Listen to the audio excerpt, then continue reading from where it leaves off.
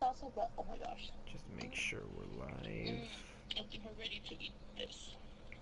Take a bite. Still doesn't say anything.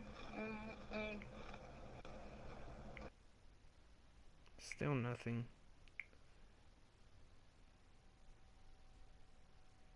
Alright. We on? But the Yankees gave him custom game shirts. Alright. Yeah, Well, they did. Big Cass gets Big Cass 7 feet, 5 feet of Fury with a 5. And then Braun Strowman just gets Braun. Like, That's it's fucked such like up. a sucky, like, wow, he just doesn't get I anything saw that good. picture on Twitter. I was laughing when I saw it.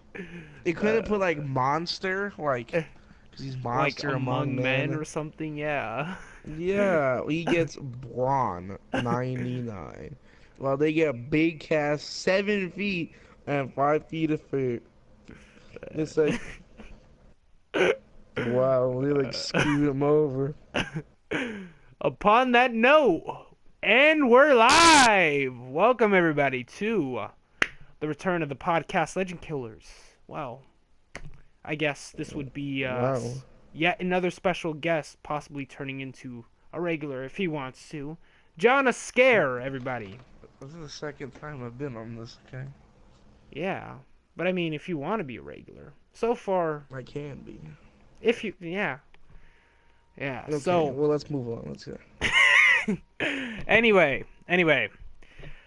tonight's initial partner was supposed to be Eddie Nigma. I had promised that he was going to be on the show with me on my next podcast. Um, the reason he couldn't be here is because he was having personal issues going on, and I don't know if if it would be right to disclose that information. So I'll just let him discuss that if he feels fit to do so.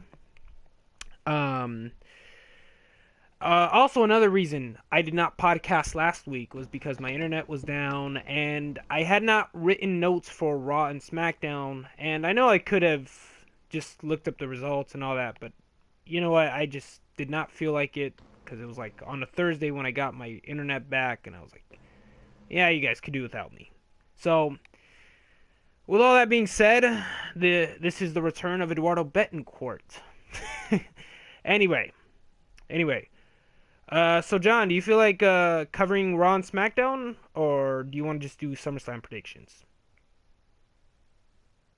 Well, Well, I do want to address the Baron Corbin losing the Money in the Bank today. okay. Hilarious matter of just him failing really badly. Uh, okay. But I think it was right because he's still new. Like, I don't Yeah, think he's ready. I agree. Honestly, I think. Look, I think the way they did it was really it was really smart the way they covered it too, because they had him keep his eye off the ball, so to speak, and I'm of course speaking in kayfabe here, and it made him look like a rookie, and he's still like 1 year in, so it makes sense.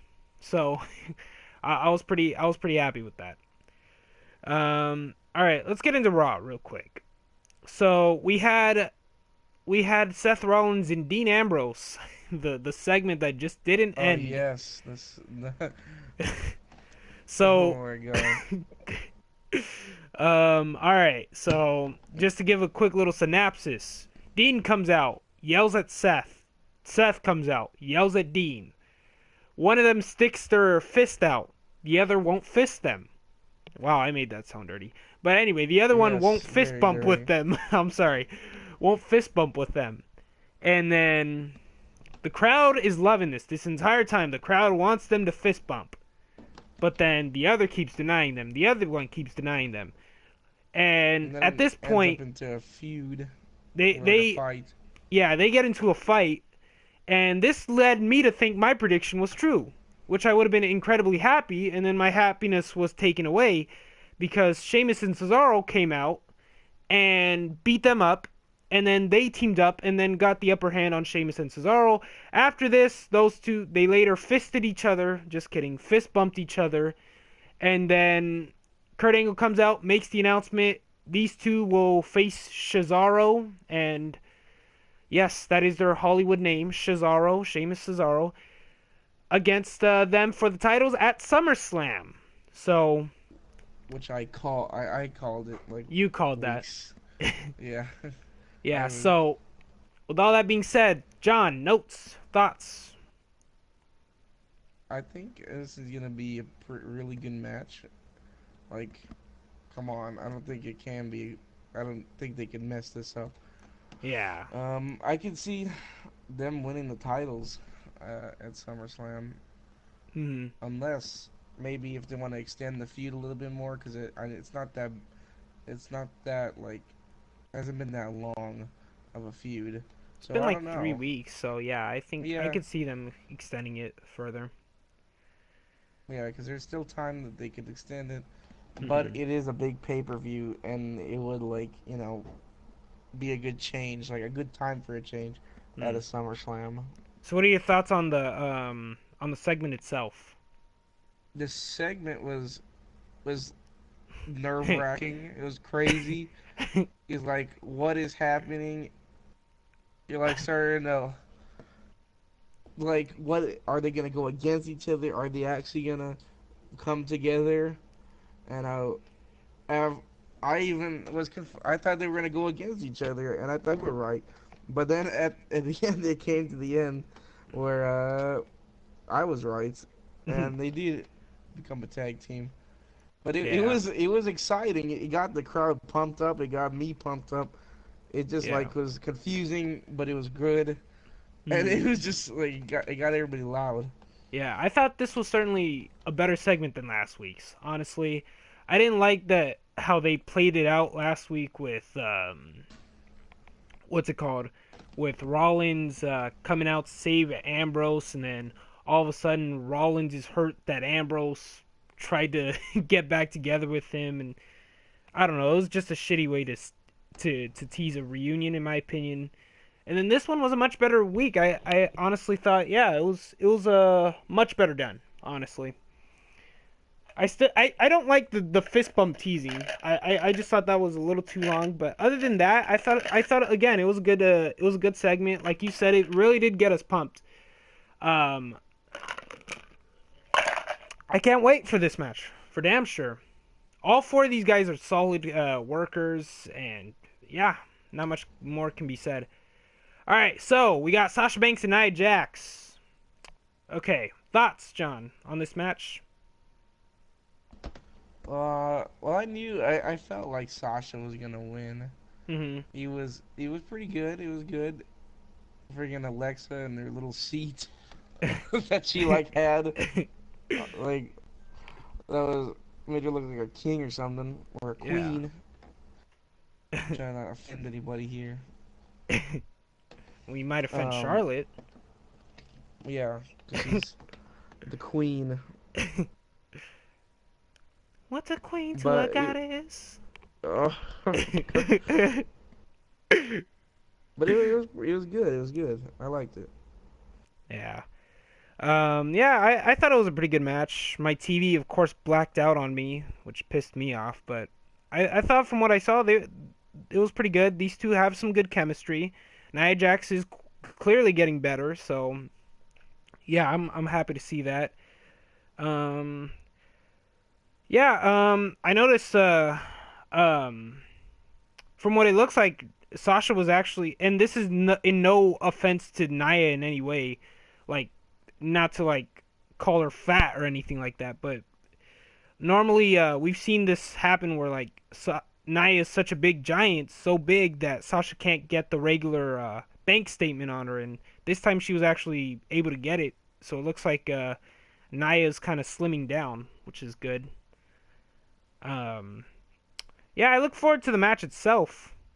I can't wait for Sasha and Alexa. To my surprise, these two had some really good chemistry together, and I say that to my surprise because it's noted that these two don't like each other in real life. And Alexa Bliss, who recently confirmed this, said that they don't like each other in real life. And in my experience, when you don't like each other, you don't work well together. But these two managed to put that aside and keep a professional match together, which I was really happy with. So, yeah, I can't wait to see this again. All right, so next we got let's skip the backstage segments. Okay, Elias, who dropped Samson with his match with R-Truth. Do you think we're getting Elias and Truth at SummerSlam, I don't think we are, but the main event? it might be. Gonna be Main event? No. uh, Like, it's I don't even remember this match, to be honest. so Like, it wasn't even a wasn't it match. so short? Like, Basically, it was such a short... basically what happened was Elias got interrupted by R-Truth, and R-Truth beat him up and hit him with a swinging neck breaker. And then he picked up his guitar and left. He pretty much Oh, drifted yeah, home. now I do remember, yeah. Yeah. It wasn't very exciting. I didn't expect R-Truth to come out. Neither did I, honestly. I just thought he was gonna but I have guess like, and go they're ahead. running out of people in the roster to fight Elias or something. Everybody's all filled. They gotta fill in the spot. And all right, next we got the segment with Big Cass. And what'd you think of the segment? I thought it was really good. That was actually really... I actually really liked it. Yeah. The crowd was very heated. Like, he is looking as a really good heel. Mhm. He's getting a lot of hate. Like, everybody's just booing him and wasn't even able to talk. I love which how was I love how he played it off too. Like like he didn't look rattled by it.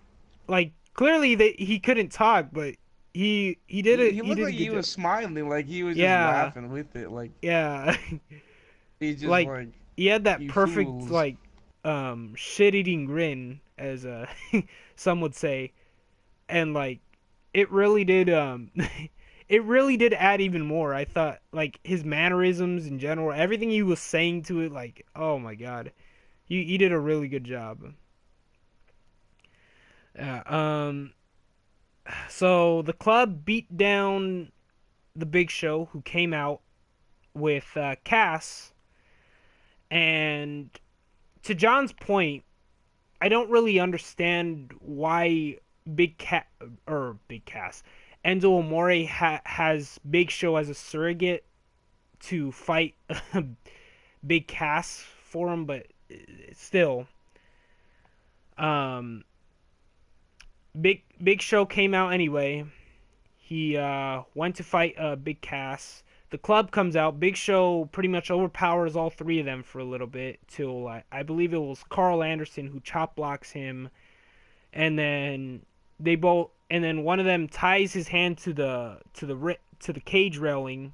I forgot to mention Cass has a shark cage right next to him, and Cass slams the door right on Big Show's hand, quote unquote breaking Big Show's hand. So, John, thoughts? Like, I could see it, like, you know, trying to, like, as what's the word, kind of like kind of bring him down before the match, give him Big Cass a little advantagement. Mm-hmm. With the club though, like coming out again with Big Cass and Enzo, even though they're not together, these guys always seem to brings be back around each other. brings back flashbacks, doesn't it? Or they just love being together, I guess. Big Cass, Um, Enzo and Cass versus the club. even And though they're not even friends. people used But to talk about Ziggler and Baron Corbin. These guys are even worse. And but like it was good. Like it wasn't as good as it started off with Big Cass by himself. Mhm. But and then it kind of made Big Cass look kind of strong, but kind of not, because Mhm. he was like getting help. And Mhm. if it was like more by himself again, maybe it would have made Big Cass look a lot better. Mhm. I believe. Mhm. Okay. I, I I like that point you made. Um, honestly, big cast needing help really shouldn't be a thing. Like I didn't understand at first why the club was even out there. Then till Michael Cole I think made the mention that Big Show beat them last week or something. The big takeaway I felt here, like aside from Big Cass's promo, like the only one who got any benefit off of this was kind of Big Show during this feud, which I don't really like altogether. But I think if Big Cass I think if Big Cass wins at SummerSlam, that'll be a hell of a rub for Big Cass, and all this momentum that Big Show is getting will instantly shift to Big Cass. So, all right, next, I missed this match, so I'm gonna need you to kind of fill me in on this. I haven't had the chance to go back and watch this match. Akira Tozawa and Neville for the cruiserweight title. So, Oh go ahead, John. yes. So as we know it, Tozawa takes the win and is now the new cruiserweight champion, which I thought was gonna happen at SummerSlam, but I guess not, unless they're gonna do a rematch and maybe kill off the feud at SummerSlam. But it was a good match. It was good. They were doing a lot of cool moves. Hmm. They both had their strong points in the match. I didn't think Tozawa was gonna win, and I thought it was gonna wait, but it was unexpected. Er- He got good cheers, he got him everybody riled up and stuff, and it was a good win for Tozawa. Okay, I like it.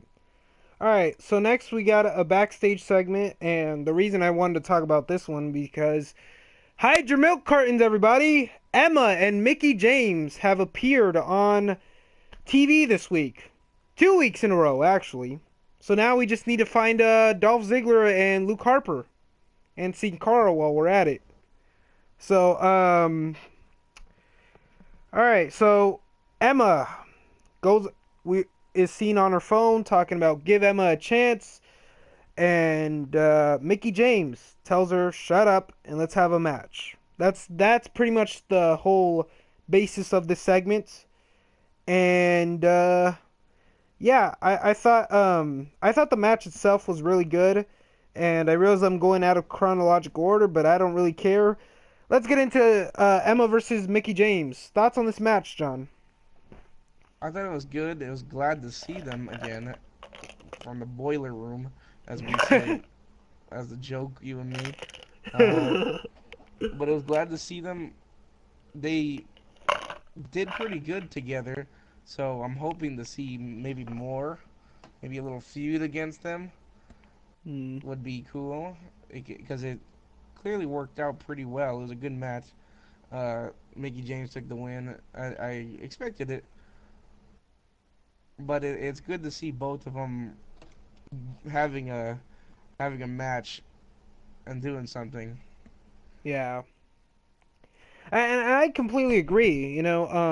People complain that Raw has has 3 hours. Now, here's the thing, and that they need new stars and all this stuff. Here's the thing about that: you got to build your current stars. And the fact is, if you're going to sign more people, guys like these are going to be hid in the boiler room. As the joke John and I constantly share off screen here, that we're now debuting on this edition of the podcast. Um, you know, guys like a legend like Mickey James and a future star like Emma, who I think is a future star.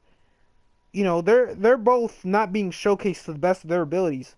This is yet another argument that WWE does not need to sign more returning stars. Now, just to kind of finish off that argument here. Let's get into this. I thought it was, like you said, a really good way to showcase the two of them. I really do hope to see a feud between them. I think if these two get drafted, and there is rumors that there will be a draft soon after SummerSlam, so I'm hoping these two go to the SmackDown brand and have a platform to showcase the best of their abilities on that brand. I think, hell, you can't go wrong with either way. I mean, it'll still be a feud and good showtime for them on both Raw and SmackDown. But I feel like for some reason SmackDown has the better storylines, so I think they would have a lot more momentum on their side going into the SmackDown brand. Um, I think Mickey James getting the win here was, I guess, a prelude to Emma winning the feud. You know, as the WWE psychology of their storylines tends to go, not all the time, but tends to go. You win the battle, lose the war. So Mickey James wins the battle. Emma's gonna win the war if there is one. Um, I think it'll be a good program. They should absolutely have a program. No ifs, ands, or buts about it. So, let's see. That being said, let's get into Bray Wyatt versus Finn Balor. So, John, care to comment?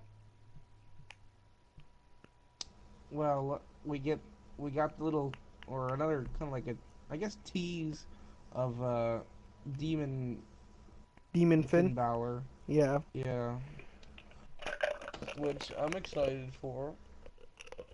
A good little Mm-hmm. change. It was a good match. I didn't expect Bray Wyatt to win, but it kind of makes sense, kind of leading up to him changing kind of characters. You know, it kind of riles him up. You know, with the loss, and Yeah. he's gonna show his like true self, which kind of makes sense. Hmm. You know, He's he's gonna gonna show him his demons.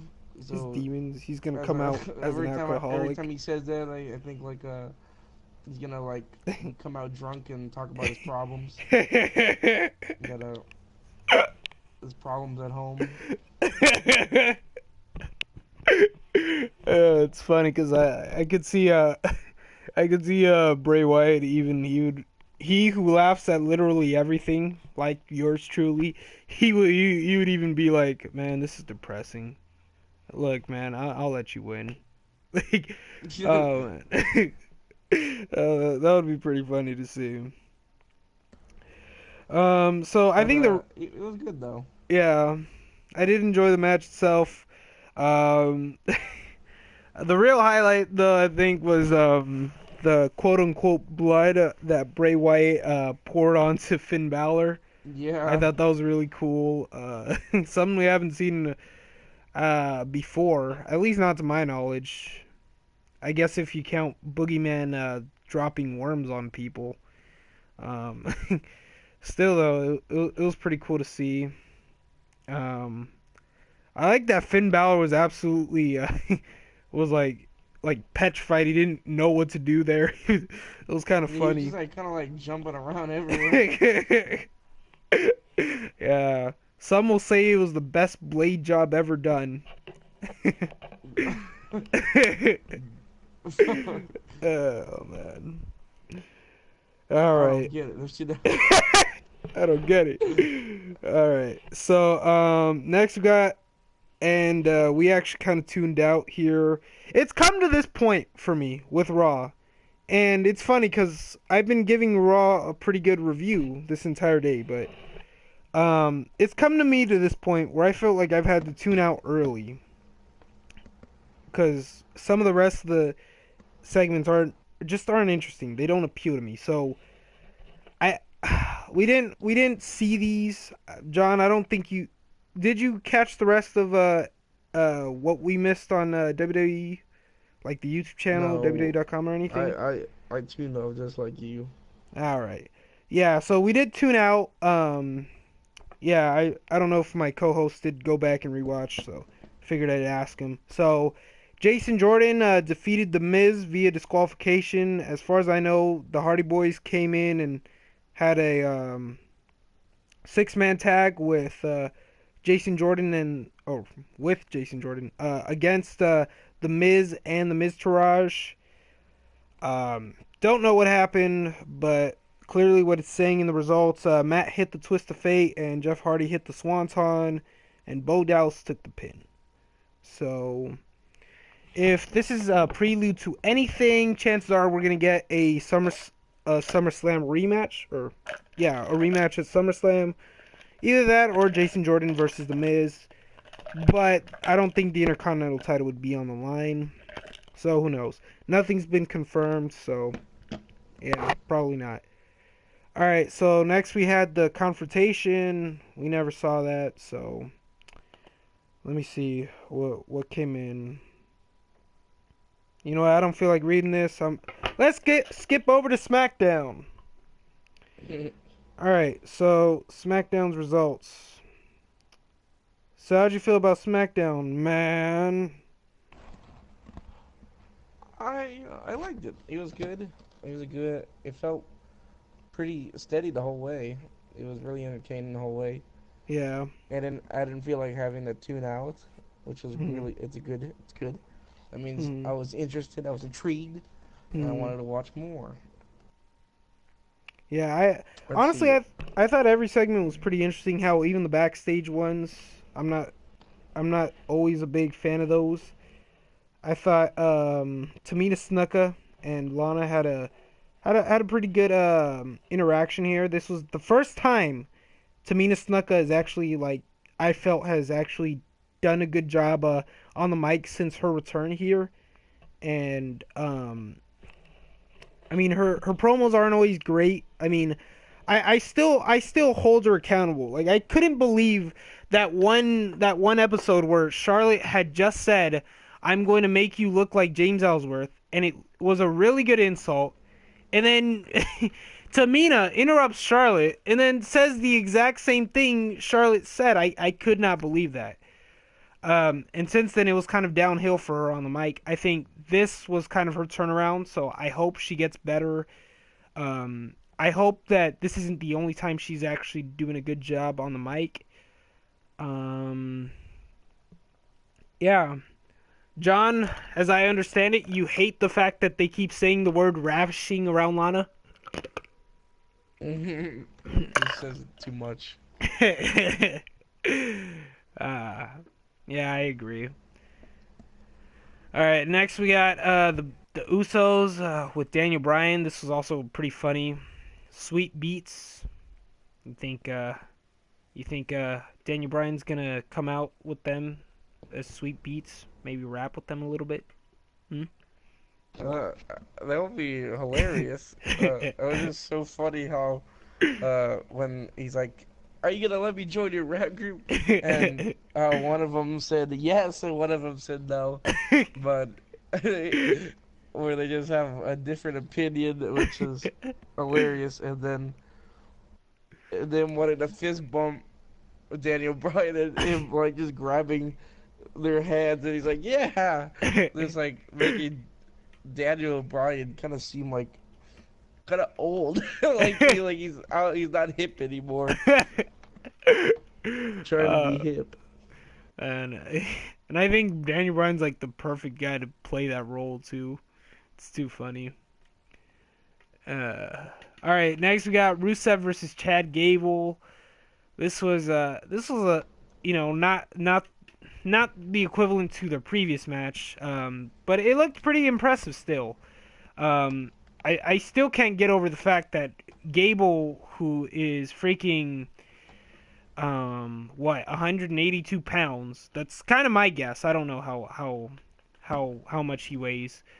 I'm guessing 182 pounds, no matter what WWE bills him as.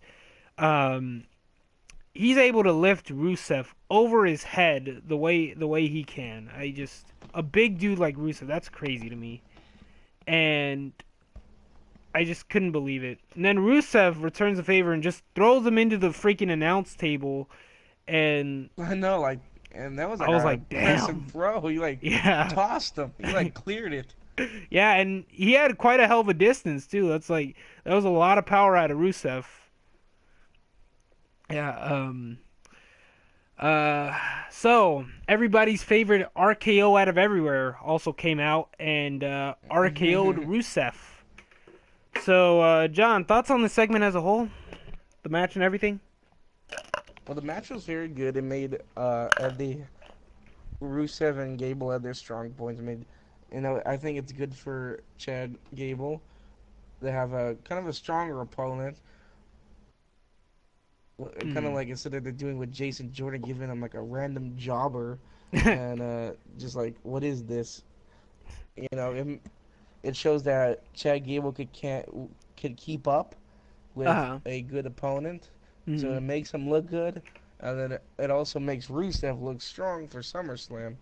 Yeah. But with the RKO out of everywhere, very predictable. I even predicted it before I even like the match was done. Yeah. But it was good, and everybody was going crazy when uh, Randy Orton did his RKO, which is like good because the match won't be boring. Then like it shows that people are liking this feud, so Hmm. that's like a good sign that it's not gonna be boring like at SummerSlam. If you'd see my Yeah. point. I see your point. All right. What'd you think of the apology from AJ Styles to Shane McMahon? It was a good little segment. Instead of it ended differently, but the same. Uh, Hmm. with Kevin Owens, but well, let's start off with. Let me go back a little bit, but started off with AJ kind of apologizing, and Shane kind of threatening him, like saying that he's not gonna take a punch, and he's gonna clearly fight back if he does get punched. But if these are accidents, I don't know why he's threatening, you know. And But he so understood it was an accident too.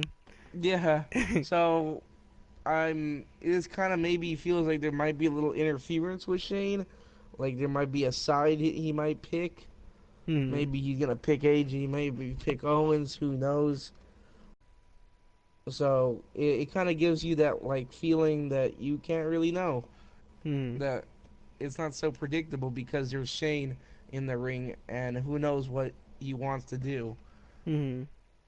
So you don't know if he's gonna interfere with Kevin Owens or he's gonna interfere with AJ Styles. Hmm. So we don't know, and it gives you that little curiosity, Hmm. and it was good. And it's gonna can't wait till SummerSlam. Ah, I like I like the point you made there. It really did make it seem like it. I'm gonna add a little bit to that. I see it as a little bit of a red herring to kind of make you think, as you said. But I feel like Shane is still gonna call it down the middle. Although I realize psychologically that wouldn't make sense. But I mean, you could also have Shane just not get hit by AJ or Kevin. Um, Honestly, I think this is just an indicator like I'm southern or something. It's an indicator that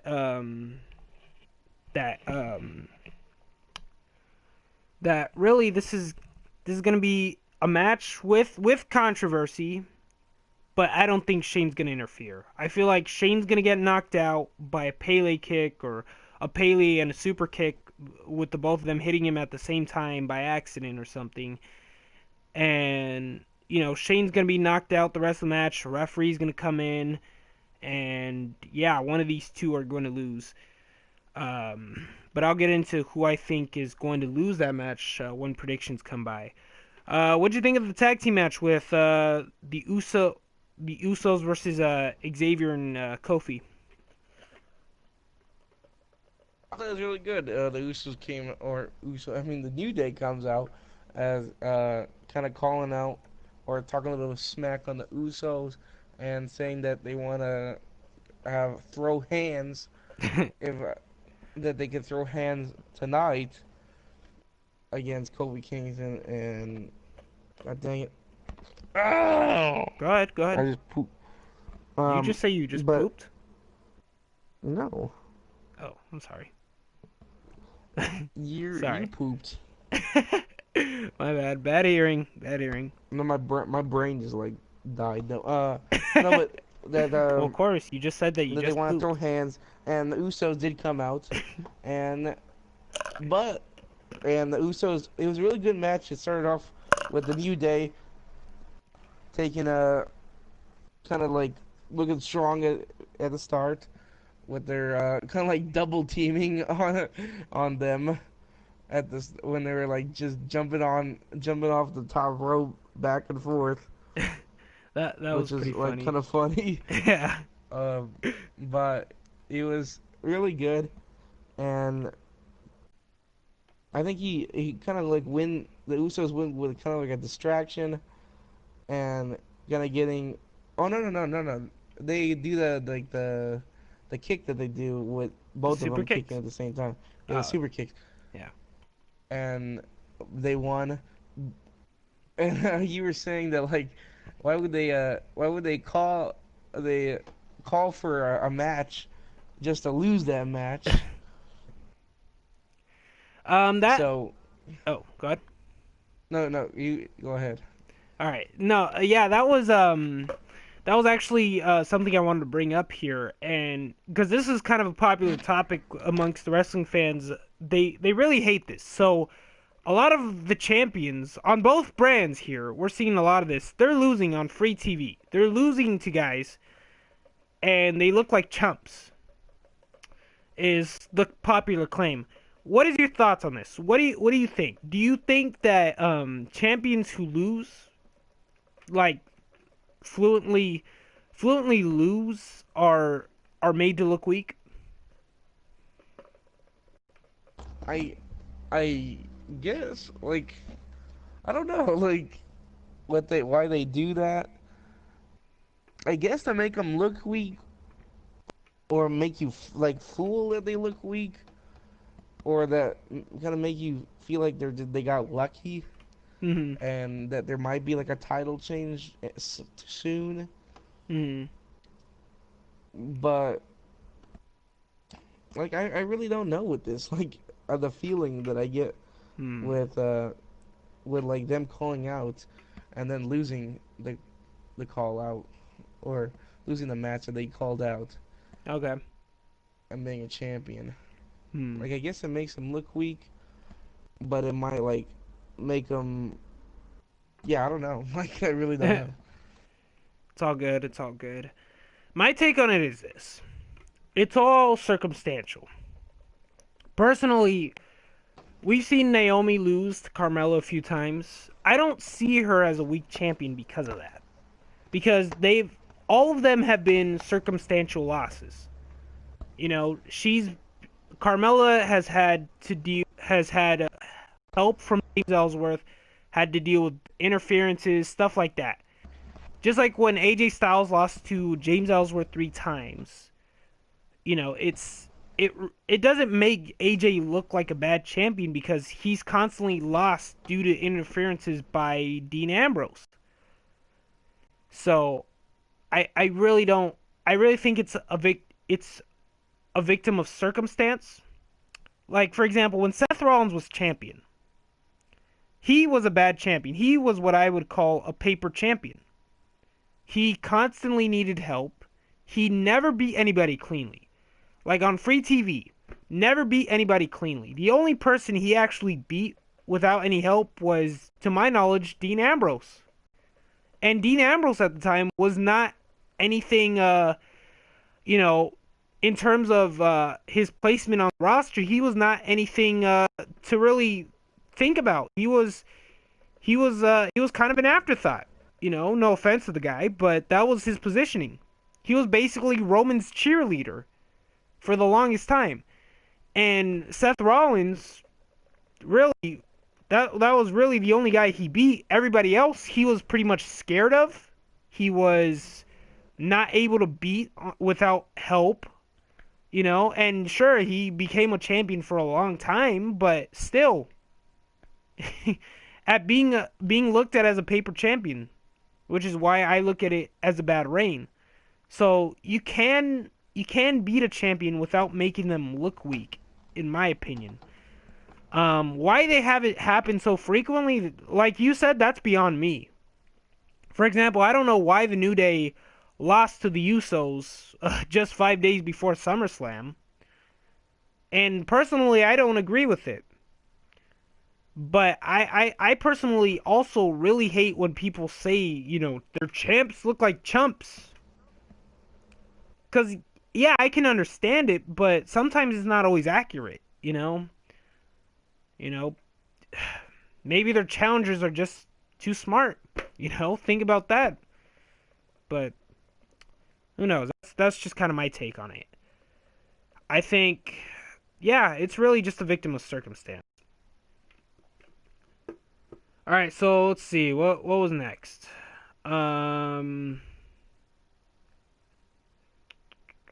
Next page. Oh, all right, Fashion Peaks. So, the finale of Fashion Peak. All right, here's a little fun. What? Go ahead, give us some thoughts, Johnny boy. Well, it was a hilarious segment as always entertaining to watch. It kind of gives you like the little sneak peeks, the little return for Brazongo They're gonna to come be back in back in the 25 ring. years. 25 years and 2 weeks. Remember those 2 weeks? Well, I'm guessing it's just gonna be 2 weeks. Uh, Hey, that's false advertising if they don't. Then again, it is WWE. yes. They like one time announced that like Shelton Benjamin was coming back and he like never came back. Yeah, well, that was because he got injured. But then, That's yeah. still false advertising. True. And But it was good, but kind of leaves you like it doesn't like give you like a clue of like who they might face. So mm, who knows? They still like figure it out yeah, or keep it a mystery. yeah.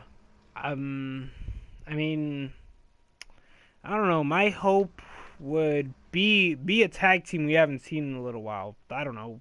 Maybe like a return of a tag team that, you know, nobody is seeing. I don't know who that could be, but I mean, I can't even venture a guess to tell you the truth, but yeah, I don't know, honestly. I'm with you there. I don't know. Hell, maybe Simon Gotch being fired was all work and the vaudevillains should return. Nah. But I don't know. I really can't wait to see how this plays out. um uh what did I want to talk about when I saw this? Because like there was something that piqued my interest about this. I Yeah, forgot. oh, nice joke. I just noticed what I said right there too. Piqued my interest. Uh, that was totally intentional. Uh, um, whatever. I can't remember. Well, do you have any final notes on this? Well, it was what it is, what it was. It was entertaining. Kind of gives you a little sneak peek of the return, Mhm. but that was much it. It wasn't too much else. Yeah. All right.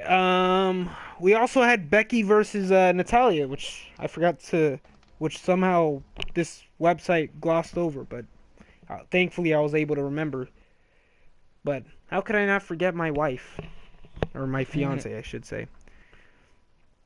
Um, what do you think? What do you think?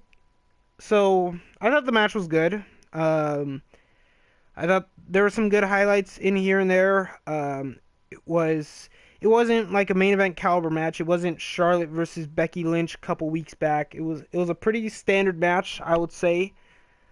Um, it was overall, all in all, a good way to put over Natalia by having her beat Becky cleanly. What do you think, John? Yeah, I have to agree with you on there on your point. It was good. It made her look good for SummerSlam Mhm. going into it. Gives you a good a, a, again a clean win on a popular wrestler Mhm. that is Becky is up there. Mhm. So it made her look very good, and it makes you ready for uh, ready for SummerSlam for the match for a women's title. Yeah, And I agree. then Carmella coming out. Remember? Oh yeah, yeah, I forgot about that. What'd you think of her promo? It was good. It makes you like think that, or kind of like seem like it gave you like a sneak peek that she'll be cashing in at SummerSlam. You think she will? I hope she kind of doesn't. I feel like it's still too early, but Uh, I guess it's a popular one, like a hmm, big event that they could do it at. hmm, Um, I want to see Natalia be the champion at I least for a agree. little bit, Hmm, not just lose it right away. But it makes you think, hmm. keeps you on the tip of your seat, Tip thinking, of your seat. is she gonna come? Interesting. You gonna hear her music at SummerSlam? Come out, or you just gonna Natalia's gonna be a champion, or she loses? Who knows? Hmm. And I got quite a prediction going on into there, but we'll get to that. Next we got John Cena versus Jinder Mahal. All right. Um, I'll be honest. Beside the test of strength and then the Avalanche AA, I don't remember much else. This match I would say was kind of standard as well. I did enjoy what I seen from it. I wasn't there wasn't any botches or mess ups or anything like that, so that was good. Um, but it was really overall a decent standard match. Um, I don't It really have wasn't much too to cover over it. special. Yeah. What would you have to say about this match? It was like good. It wasn't too special. It didn't feel really like a main event. Kind of felt like just a mid card. Mhm. But I'm guessing like they kind of did it just to make you like it because it really wasn't the main event or the main like thing of the episode. Mhm. It was the Money in the Bank cash in from Baron Corbin Mhm. and them calling the match because of it. I believe they did. Yeah. Mhm. Um, and I think it was just kind of like a lead up to that. It Yeah. could have made a better match, but it I really wanted to see them really go at it. The champion versus John Cena. But I guess they want to maybe make gender look strong for SummerSlam. Hmm. They want him to lose. Yeah. Something tells me that they're gonna have a big program going into it. Going after SummerSlam. Like maybe after Nakamura versus Jinder for a little bit longer. I would it would tell me that, so I feel like maybe they're conserving for a bigger match down the line, which is a big maybe, but Cena's rumored to be on Raw soon, so who knows? Yeah, I gotta agree with you. It was I would have liked to have seen a little bit more, but it is what it is.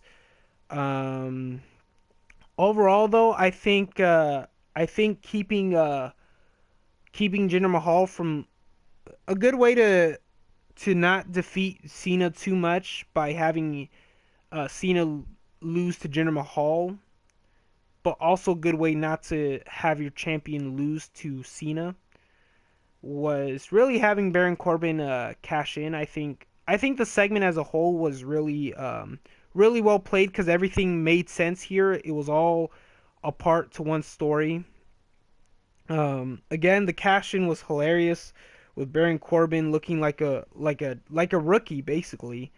I don't want to say chump because it's a rookie mistake. People have made it. It's his first year in. All that stuff being said, it makes sense. Um, Jinder Mahal getting the roll up on Baron. It was a good way to do it. Jinder Mahal, Baron Corbin. I've noticed this. He's a sucker for roll ups. I've noticed. Sami Zayn got him one time, and so did Jinder. Let's see who's the next person.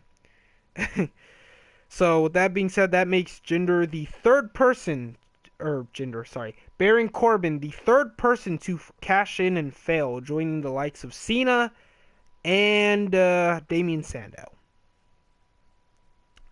So overall, I thought it was a good episode of SmackDown. I thought from what I saw, on Raw, really good stuff. Yeah, John, any final notes on both shows? Either show? No, it was pretty good. Or Raw was pretty good. I really like SmackDown, but it was good. Uh, but yeah, it was Mm-hmm. playing good. I really like SmackDown. Raw could have been a little bit better, Mm-hmm. but it's Raw.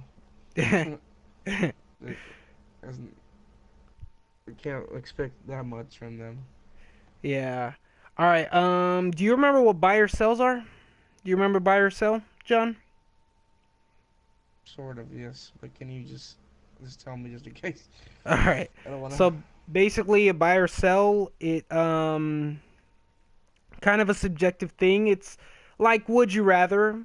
Like would you rather Oh stub yes, your I foot remember. on the wall or kill your grandmother? That type of thing. Um I realize I just said something so extreme just now. My apologies. Um so basically like that, it could be various amount of things. So like for example, buy or sell um John Cena versus Rusev or John Cena versus Lana.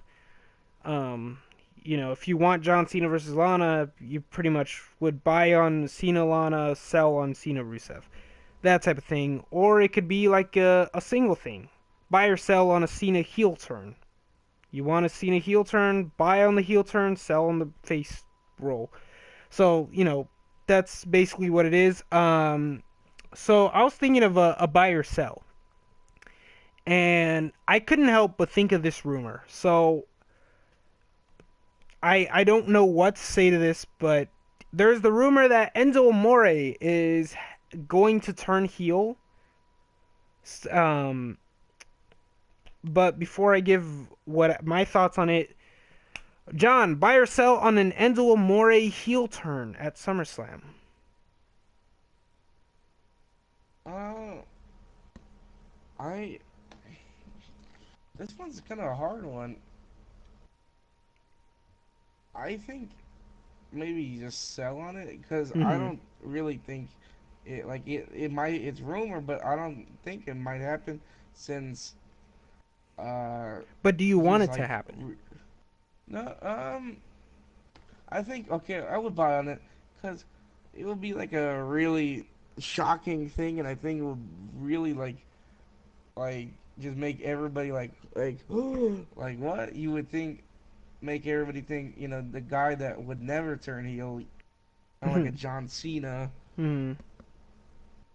He does it for the people. He's a real G, A real G. and turns into like I can see him becoming like some like Jersey douchebag kind of guy, and just like being just a jerk.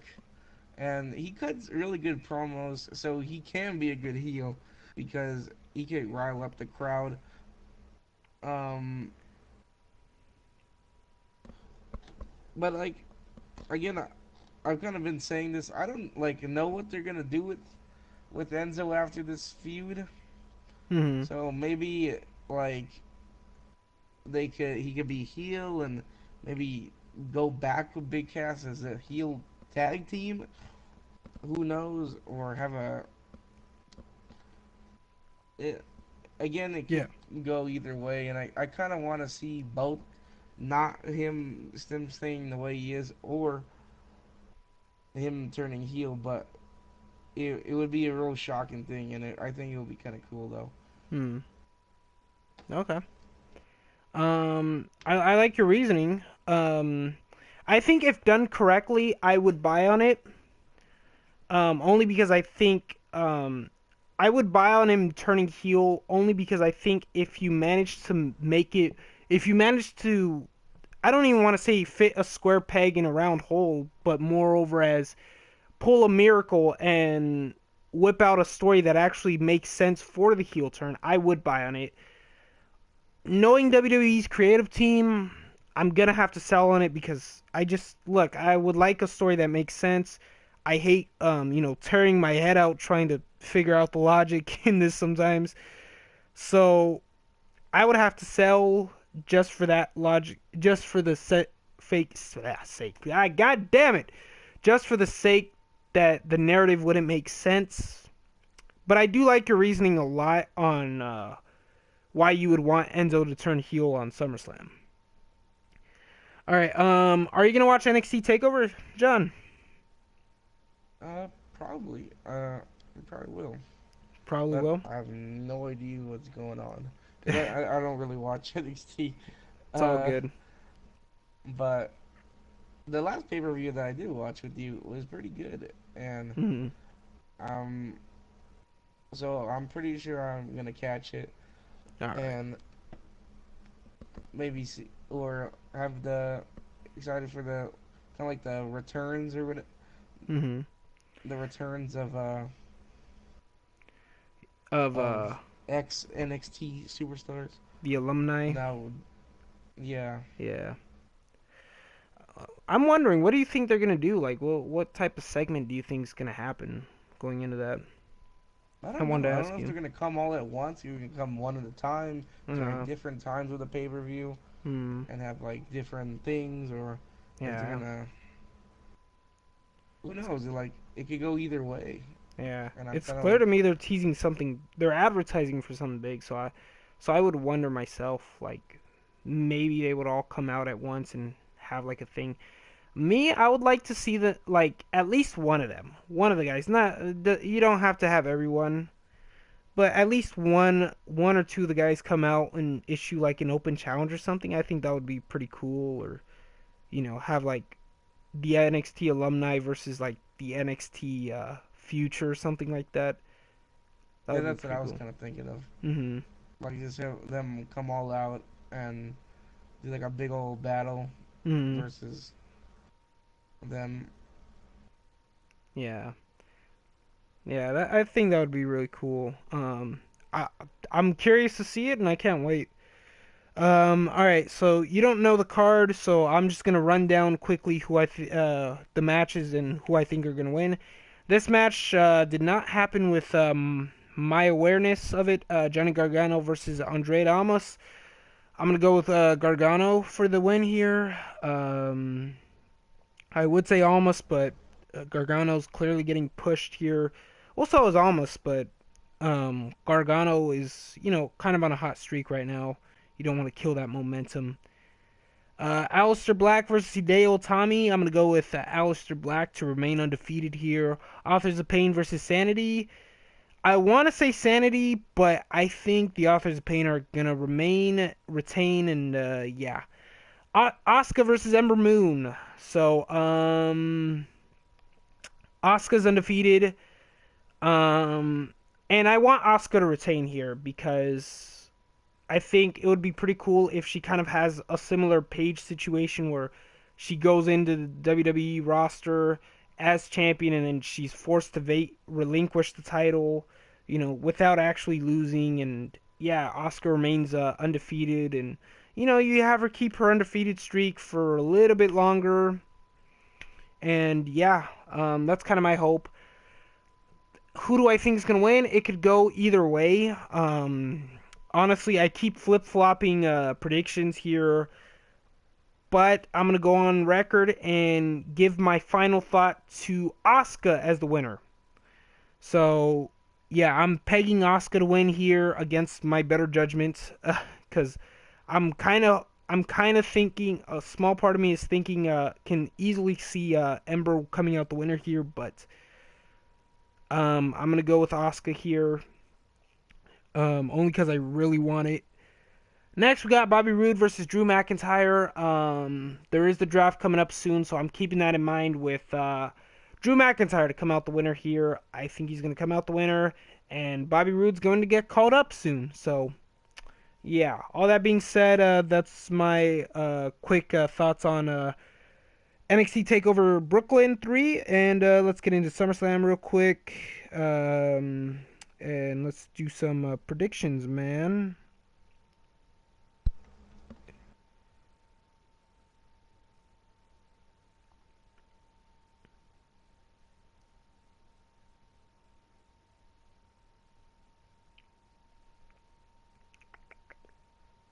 Wow, I got the 2016 card, of course.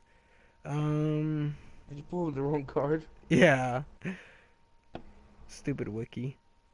All right, so Cesaro and Sheamus versus Rollins and Ambrose. Who you got, and why? Um, this is a hard one. I really don't know. I'm gonna go with probably Rollins and Ambrose. Hmm. Uh, I could see them being like a kind of a dominant kind of like group because they could they've been doing they've been defeating them or Cesaro and Sheamus and kind of having the upper hand on them for a little while now. I could see a really good match coming out of this, Hmm. but I feel like they might pull the win on this. Hmm. Okay. uh, Because maybe everybody kind of wants to see it, unless they kind of hold it off to another thing and make the feud a little bit longer.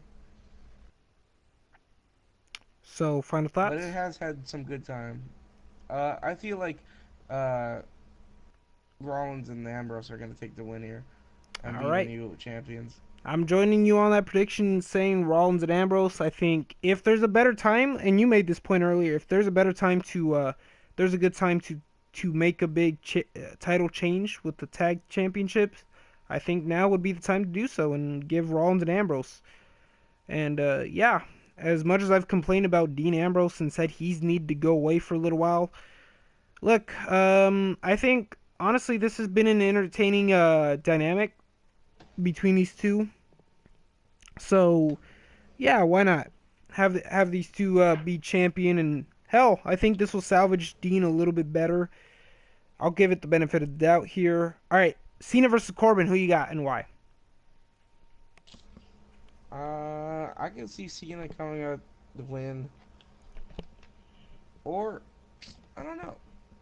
I kind of feel like Baron Corbin's gonna win, kind of like a payback kind of situation for him losing the Money in the Bank, and kind of him being his fault, and so he's gonna be like really riled up and mad, Hmm. and that he might take a win for this, Hmm. and this might kind of be his like push without the Money in the Bank instead, and maybe from here working on to maybe winning the title, but like legitly without the contract. Hmm. But first, he's gonna have to take John Cena down, because I feel like this is gonna be on his back. So I feel like he's gonna probably take the win here. Nice. All right. I'm gonna go with Corbin as well. I think the reasons you mentioned make a lot of sense. Um, yeah, pretty much that. You pretty much swayed my point or swayed my stance here. Uh, keep in mind if Cena, I think if Cena hits, or I'm sorry, if Corbin hits Cena with the end of days, keep in mind, no superstar is ever kicked out of the end of days, and I don't see. Well, actually, I can see it, but I think since his career is winding down, if Corbin hits Cena with the end of days, the match is gonna be over. There's no kicking out of that, and I think that would be the smart move to do, because hell, you're beating a hell of a superstar in Cena with that. Can't get no better than that. Next, we got Finn Balor versus Bray Wyatt. Who you got and why? Um, I believe Finn Balor's gonna win since he's gonna coming out as the Demon. Hmm. And I don't know if this is gonna be a full change to the Demon or just this one time, but I feel like he's gonna be taking the win. He has been kind of taking the fall, and he's been teasing the Demon coming out and showing kind of his true colors. So I can see him coming out as a Demon and completely just, or not completely wrecking it, but winning and making a good match and also coming out here on top. Hmm. You know, kind of as like a payback sort of situation or a redemption from all the losses. Hmm. Yeah, I would say the same thing. I've been saying from the get go, since this feud has been starting, Finn Balor is gonna win the war here. That's just how it is. Bray Wyatt never wins any freaking wars. I think the only one he actually won was against Seth Rollins, and that lasted all of 2 matches. So yeah, I think Bray's gonna come out the loser here. Finn's gonna come out the winner here, and yeah. So next we got Big Cass versus the Big Show. Who you got and why? I'm most likely Big Cass is or I believe that he's gonna win. He's he is a upcoming sort of superstar. Hmm. He's getting a push clearly, and as a heel push, which he's doing so far so good. People he's getting hated, Hmm. or he's getting the crowd to hate him. He's being a good heel. I can see him. He's been looking sort of strong, but lately he hasn't against the Big Show. But I feel like he's gonna come up on top this Hmm. time for sure to end it once and for all. Because I really don't see Big Show having like coming up on top Hmm. and winning something since he hasn't in a while. Yeah. uh, Oh, go ahead. yeah, Oh. yeah. All right. Yeah, gotta agree. Really, Big Cass is the new star here. It's time he gets his. Yeah, there's nothing more to be said here. Big Show does not need this win. All right, next we got the New Day versus the Usos. Who you got and why? Uh, I believe that probably the New Day is gonna win since they just won the titles. Hmm. Um, it's not, but that doesn't for surely mean that they're gonna keep the titles. Like, or that doesn't mean since they just won them, they'll lose them They or won't keep lose them them right away. because Hmm. yeah. Hmm. I believe that they'll probably maybe keep and make this feud a little bit stronger. Um, maybe have someone else at the chance. Brisango, I hope. Oh, smart. But I could see them coming on top. Hmm. All right. I'm gonna go just for the sake of shock value, because that's kind of the common theme with SmackDown. If that would be my only criticism about it. I'm gonna go with the Usos here, and yeah, I'm gonna say they'll come out winning the titles back. I could see them extending this feud for longer, and my prediction would be that during their next month, that would be kind of the blow off to this feud, and the Usos would come out the winners of the feud and remain your two-time SmackDown tag team champions. Next, we got Randy Orton versus Rusev. Who you got and why?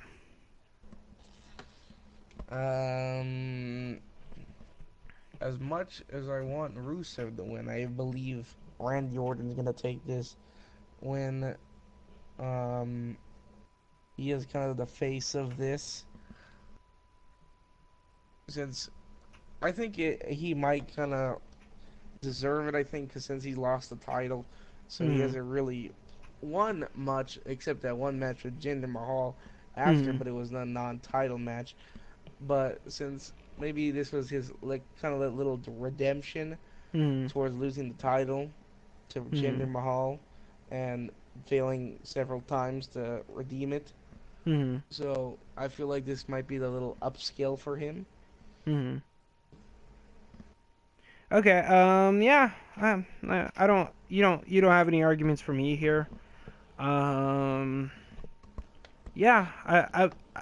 I really can't see Rusev winning this as much as I would like to as well. Yeah. I think. Look, maybe you could play up. You could maybe play up the fact that Rusev's been absent for a long time and he's still, I guess, out of ring shape, or however you could build it to protect him a little bit. Yeah, hopefully Rusev will get back in the swing of things. Yeah.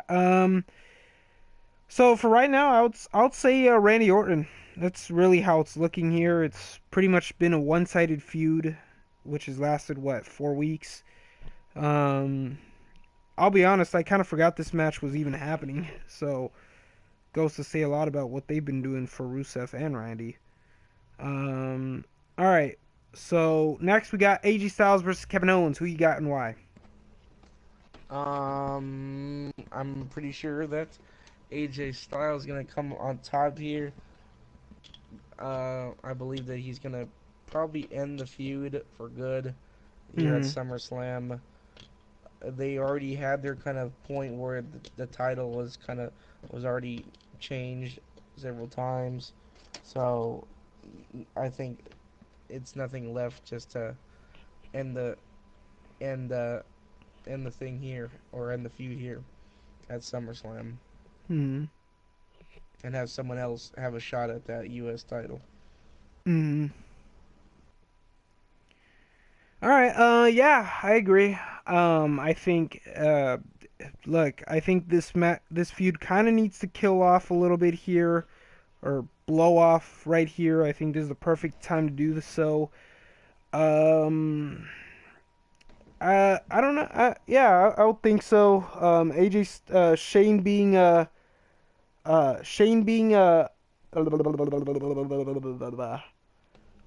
special referee here would is kind of an interesting dynamic here.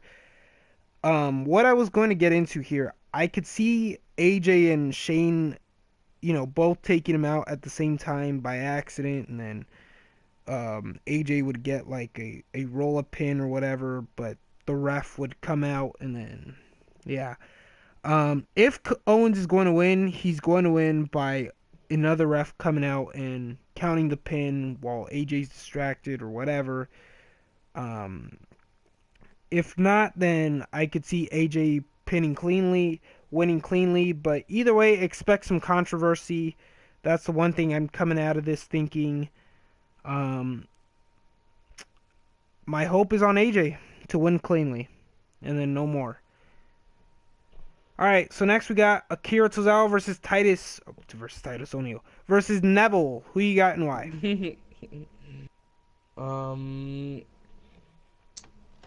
I feel like Tozawa's gonna come on top and retain the title. I can see that. Maybe if they want to extend the feud, I think it's kind of enough. It's been for a couple weeks now, I believe, that their feud has been going on, and I think Tozawa kind of deserves to have the title for a little bit longer, and dominate for a little bit, like Neville did. Hmm. and have someone else be or have a shot and have another fresh feud. I'm gonna be honest here. I don't know who to predict here. Cause honestly, I do like Neville. I do like Tozawa. So it's not a matter of biased in any way. Um, I guess just to kind of shake things up and go uh play devil's advocate here, and just to go against you and make things a little fun here. I'll go with Neville here. I'll go with Neville, and yeah, it'll be a fun little war between us. All right, next we got Alessa. Jesus Christ, I can't talk today. Alexa Bliss versus Sasha Banks. Who you got and why? Um, I believe Sasha's gonna come on top. I Really? really do. Um, I feel like she's kind of like she has this kind of like thing where she's kind of worked her way up to being the title Mhm. or winning the title. Mhm. She, you know, with Bailey coming out and Sasha defeating Nia Jax was kind of like a Mhm. big step. So I kind of makes you like feel like she's kind of ready for everything. She's on top of her game. She took out uh, kind of a big wrestler. I'm not trying to be Yeah. mean, but someone that's like twice her size, and it made her look pretty good, impressive. So yeah, I can see her coming on top. Alexa's kind of been a champion for a while. I could see Sasha being a champion for a while, and maybe someone else getting the title. Mhm. Okay. Um. You know what? Screw it. 2-2. Let's make this 3-0. I got Alexa just to go against you. No. From the get go, my pick was on Alexa. I think her time as WWE Women's Champion doesn't end here. Um, I could see her going to Survivor Series and just kind of drop it there. I see her dropping it to Nia. And now I don't agree with Nia being women's champ just yet, because look, she's still a little bit green. And don't get me wrong, I think Alexa is also a little bit green, in terms of in ring, because you look at her in ring work. She kind of needs the right partner to dance with, so to speak. Her matches with Becky, they were very on and off. Like, some matches were really on point, and then some matches weren't so much. And then she'll have a great match with Sasha, but then she'll have a clustery match with Mickey James, but then she'll have another great match with Bailey, and it's like, okay, so you gotta pick the right opponents for her, is what I've noticed here. Um, so yeah, not to really discourage anything, but yeah, it's clear to me in ring prowess isn't the one most important factor as to why someone would be picked as champion.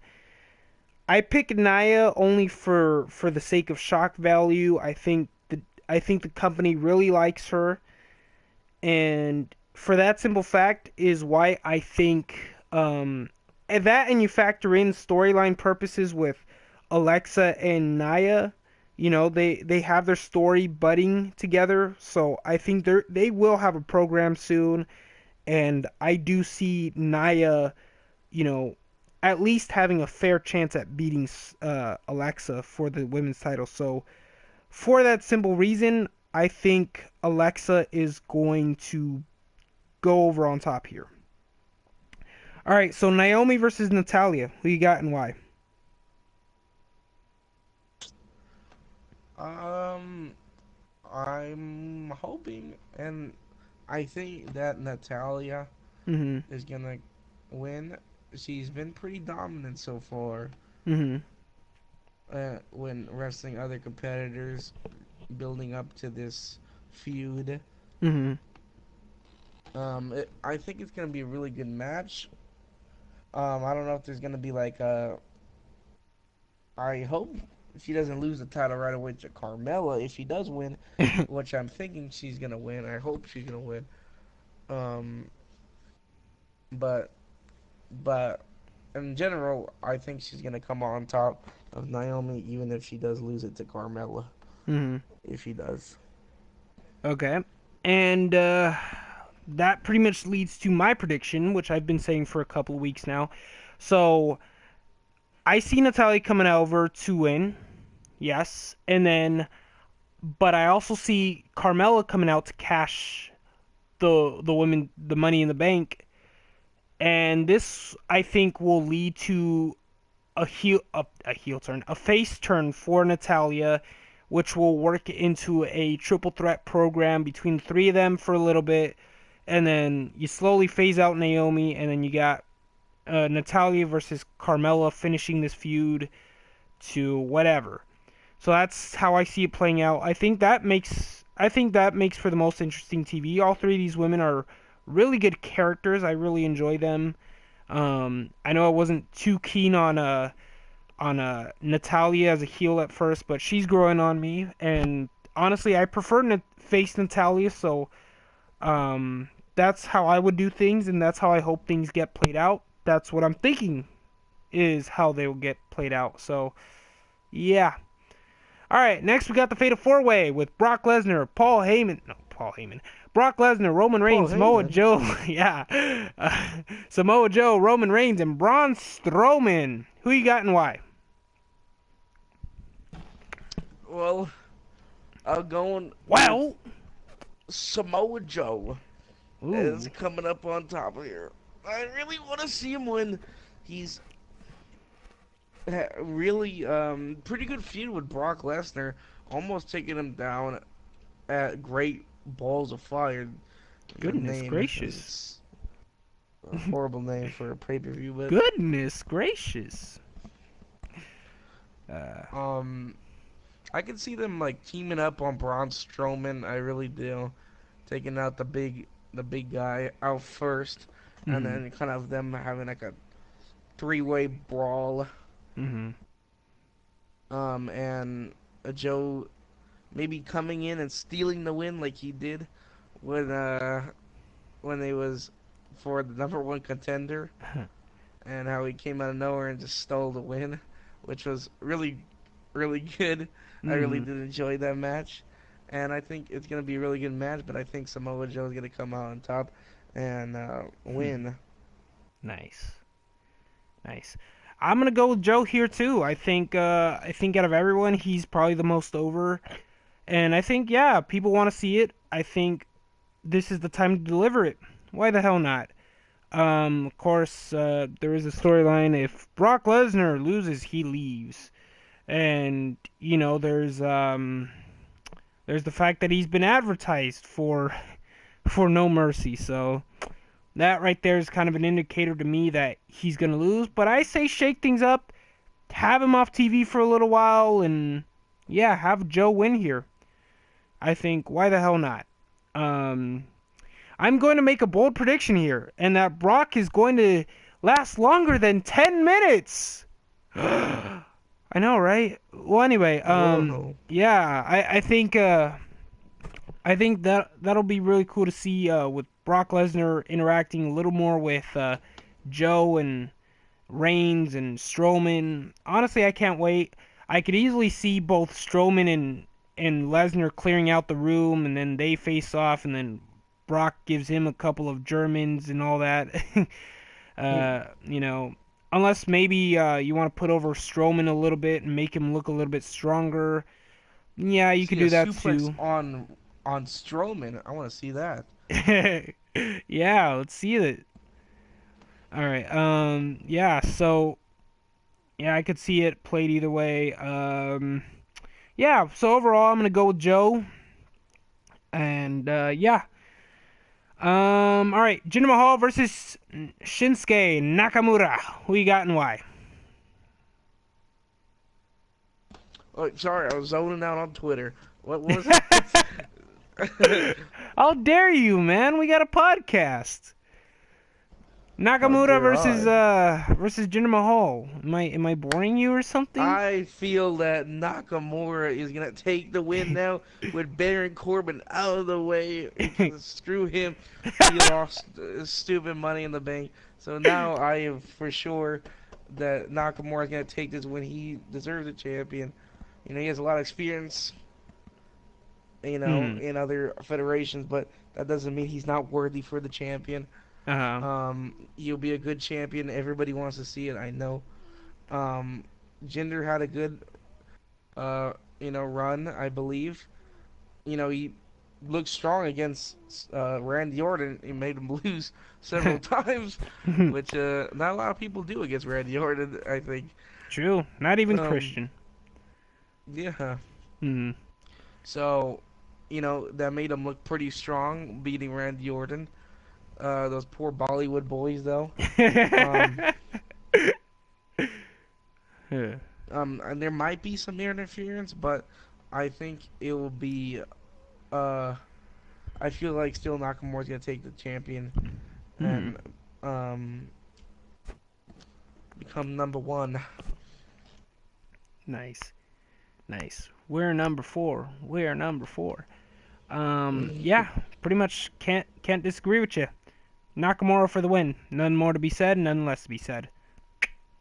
Alright, that concludes our SummerSlam predictions. That concludes Raw and SmackDown's go home reviews. And a brief brief prediction on NXT this week. So, all that being said, look forward to everything going on. Everybody, after show plugs here, Gold Coast Wrestling. So, we will be having a show in November, hopefully, as if the plan remains the same. No known date yet, so things should be looking up in the future. Subscribe to my YouTube channel for all the custom Titantrons and snippets of the podcast clips, because sometimes people like to listen to the little clips rather than the whole thing. I understand, so why the hell not? Yeah, follow me on Twitter at ehose98. If you want anything discussed on the show, email me at eddylynch16@gmail.com, EDDYLYNCH16@gmail.com. Cannot be any more clear than that. Yeah, all that being said, John, do you have any after show plugs? You can follow me on Twitter at John_Esquire, JOHN_ESQUER. My name will probably be in the title, but you just have to add an underscore between that. And boom, you have my Twitter, and you can follow me there. Because I don't even have that many followers, but I don't. This is not like. I don't really care. But if you wanna tweet me, might as well. Hmm. Cool. And that's all my plugins for right now. So Cool. start a YouTube channel. Oh yeah. Watermelon Shotgun, by the way, which will be a Coming thing soon. featuring Coming soon. featuring yours truly and John Escare here. So, yeah. And a couple of other fellows, yes. So, when that comes out, check it all out. Please do. All right. So, all that being said, anything else you'd like to talk about, John, before we leave? No, that's about it. All right, cool. All right, and we are out.